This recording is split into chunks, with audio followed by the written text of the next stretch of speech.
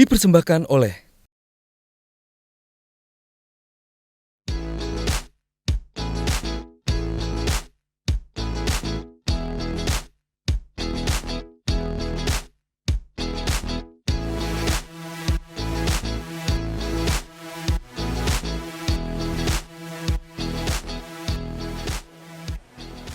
Hai Mbak Artati, apa kabar? Ya ampun, sudah lama tidak bertemu kita.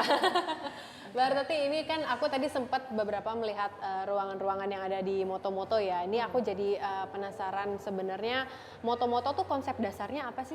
Jadi konsep dasarnya emang kita mau embrace the aktivitas dari foto-foto, which is mengekspresikan diri dengan background. Karena kita tahu kalau itu adalah gerbang pertama untuk menikmati macam-macam hal, termasuk karya. Betul. Semua. Tapi kita juga pengen ada immersive art, di mana kita ada ruangan yang terdesain, tapi kita juga ada kolaborasi dengan seniman-seniman Indonesia.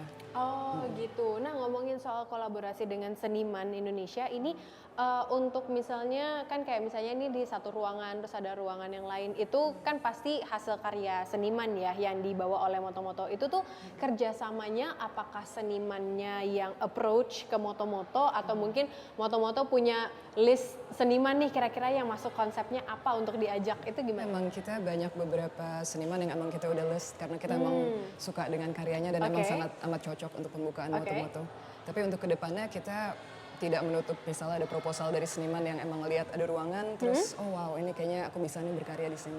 Jadi bisa kirim proposal juga. Aliran seni apa sih sebenarnya yang secara garis besar diterima oleh Moto-Moto? Sebetulnya nggak ada kategori khusus, tapi yang jelas kita cari karya yang mungkin emang butuh outlet, mungkin emang butuh wadah, butuh ruang juga di luar infrastruktur kita yaitu galeri sama museum atau publik. Tapi juga mungkin karya-karya yang sifatnya cukup interaktif dengan pengunjungnya. Karakter market zaman sekarang ya. Sekarang kan yang tempat yang berkonsep seperti Moto-Moto ini kan nggak cuma 1-2 ya, sekarang sedang lagi booming banget.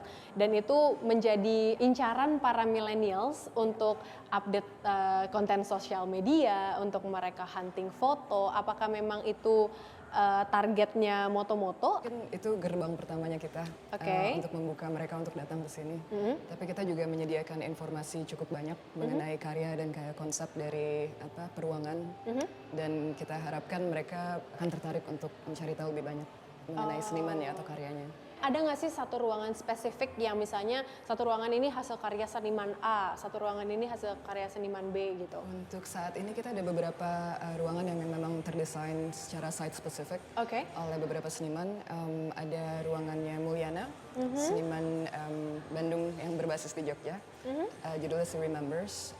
And then ada juga Naufal Absar dengan Hahaha Rume. Dan juga 9 Matahari di Constellation Candyland.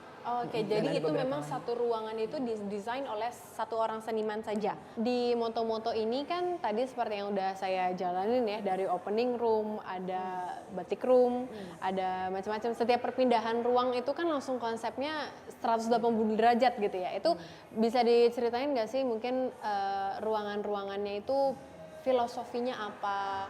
Dan bagaimana bisa sampai tersusun menjadi satu kesatuan area Moto-Moto itu?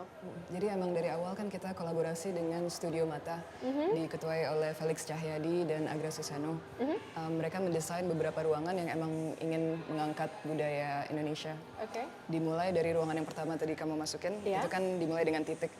Dari titik berlanjut menjadi garis, dari garis ke pattern, pattern ke batik.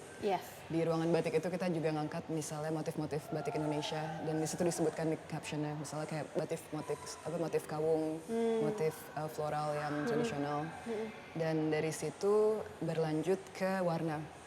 Jadi ada shadow wall yang ada pancaran warna, pancaran lampu. Itu adalah warna-warna dasar, jadi merah, kuning dan biru. Dari situ terus kamu bisa masuk ke ruangan pita. So secara literal kamu bergerak dalam warna. Baru setelah kamu keluar dari ruangan pita itu dan kamu sampai ke ruangan burung-burung. Ya betul.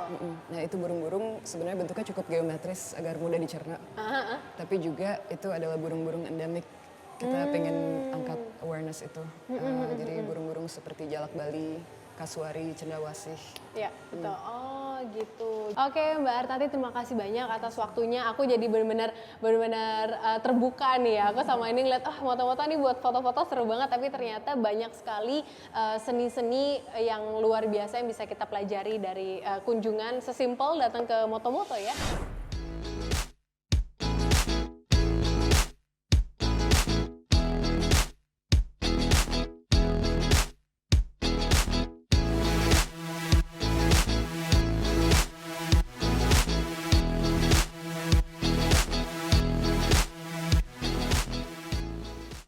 Dipersembahkan oleh